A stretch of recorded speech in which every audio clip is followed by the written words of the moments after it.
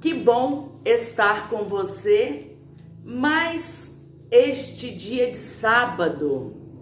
É uma alegria muito grande o programa Tempo de Recomeçar acolher você e a sua família. Meditaremos hoje o Evangelho de Mateus, capítulo 8, versículos de 5 a 17.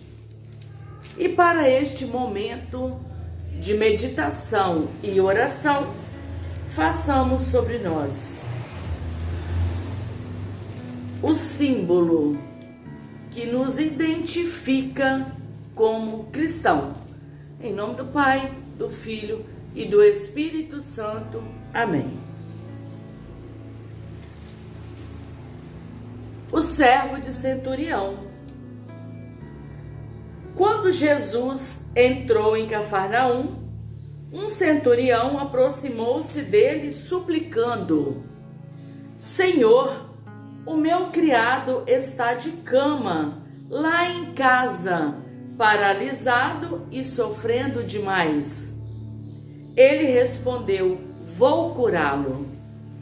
O centurião disse: Senhor, eu não sou digno de que entres em minha casa. Dize uma só palavra e o meu criado ficará curado. Pois eu mesmo, sendo subalterno, tenho soldados sob as minhas ordens, e se ordena a um vai, ele vai, e a outro vem, ele vem. E se digo ao meu escravo, faze isso, ele faz. Ao ouvir isso, Jesus ficou admirado e disse aos que o estavam seguindo: Em verdade vos digo, em ninguém em Israel encontrei tamanha fé. Ora, eu vos digo, muitos virão do Oriente e do Ocidente e tomarão lugar à mesa no reino dos céus. Junto com Abraão, Isaque e Jacó, enquanto os filhos do reino serão lançados fora nas trevas, onde haverá choro e ranger de dentes. Então, Jesus disse ao centurião: Vai, conforme acreditaste, te seja feito. E naquela mesma hora, o criado ficou curado. A sogra de Pedro. Entrando na casa de Pedro, Jesus viu a sogra deste acamada, com febre. Tocou-lhe a mão e a febre a deixou. Ela se levantou e passou a servi-lo. Ao anoitecer, levaram a Jesus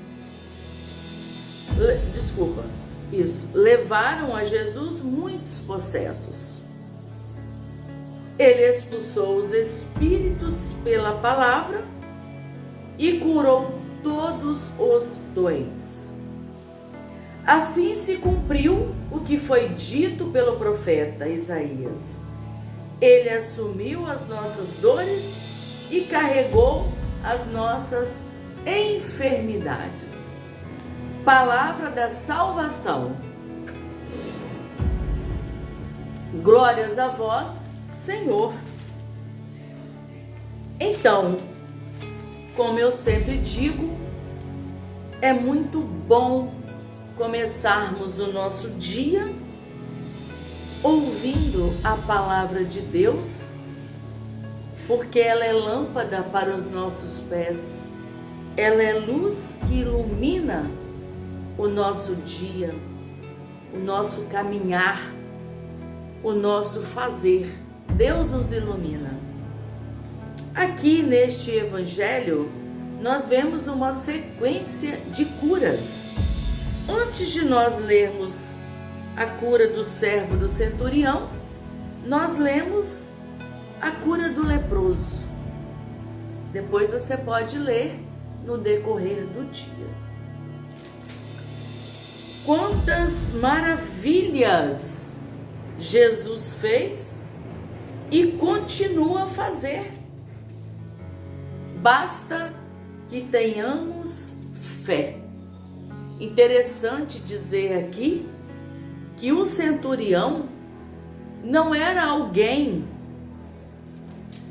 como nós temos hoje, membros de equipes, membro de pastorais, membro de movimentos, não. Mas ele já ouvia falar dos feitos de Jesus. Tanto é que ele o chama de Senhor. Senhor.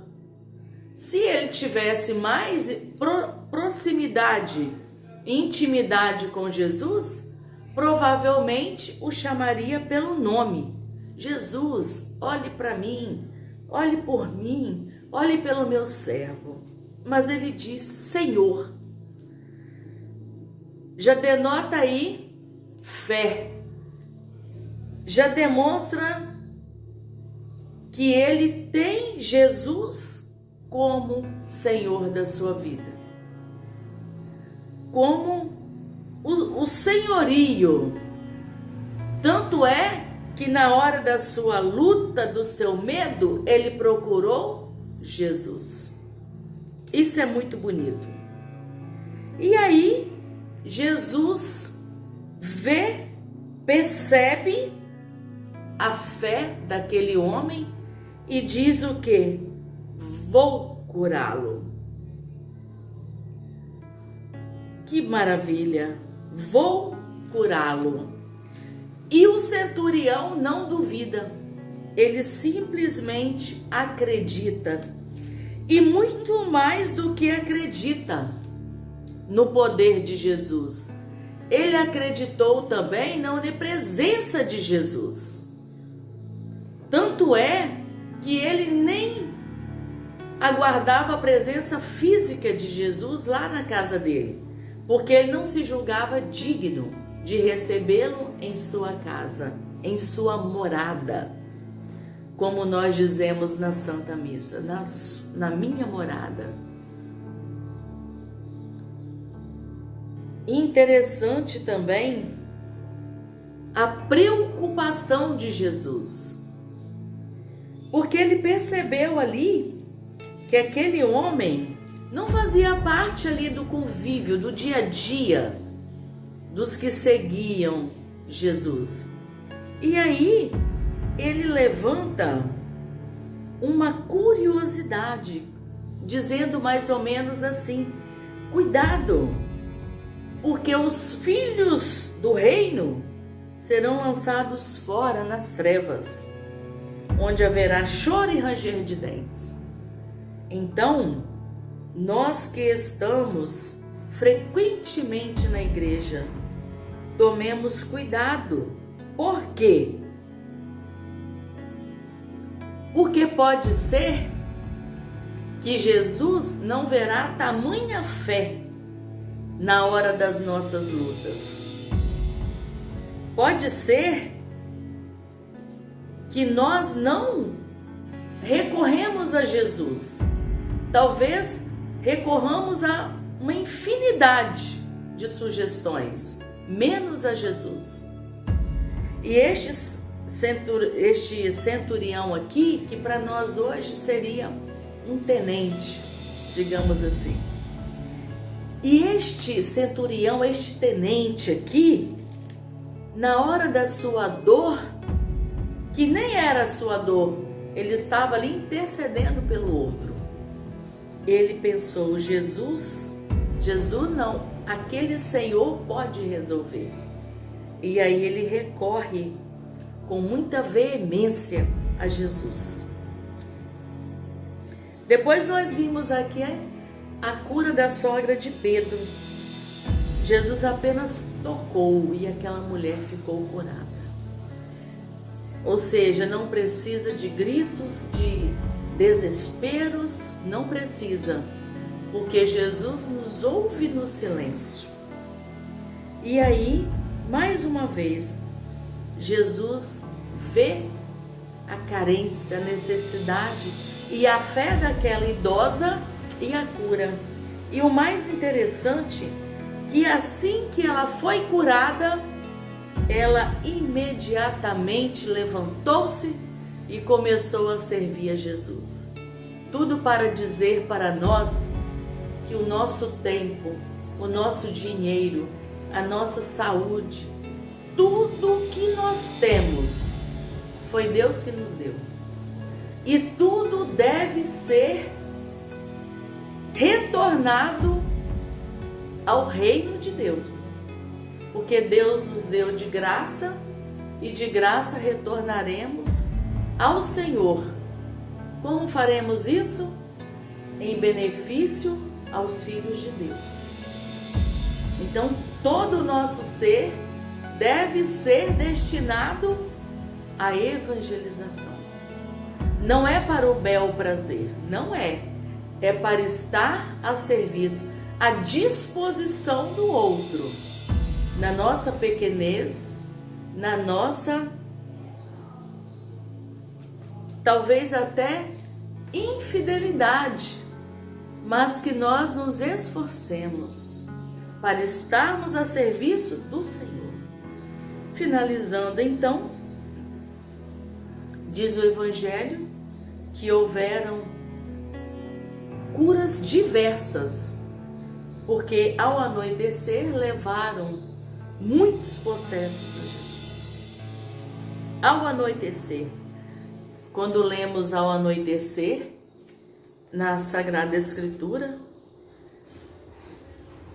remete-se a um dia de luta, de medo, de angústia, de doença, ao anoitecer, na escuridão, nas trevas. Então foi aí que Jesus cura os possessos. Mas hoje, sábado, dedicado a Nossa Senhora, quem são os possessos que nós queremos colocar aqui neste momento? Quem são os idosos que estão carentes, abandonados talvez, necessitando da nossa oração e da nossa visita, de estarmos ali, nem que seja por 1 minuto ao seu lado? Sobre mim e sobre você, sobre todos os necessitados, a bênção do Pai, do Filho e do Espírito Santo. Amém.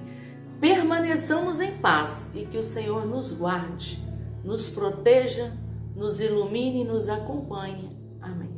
Graças a Deus.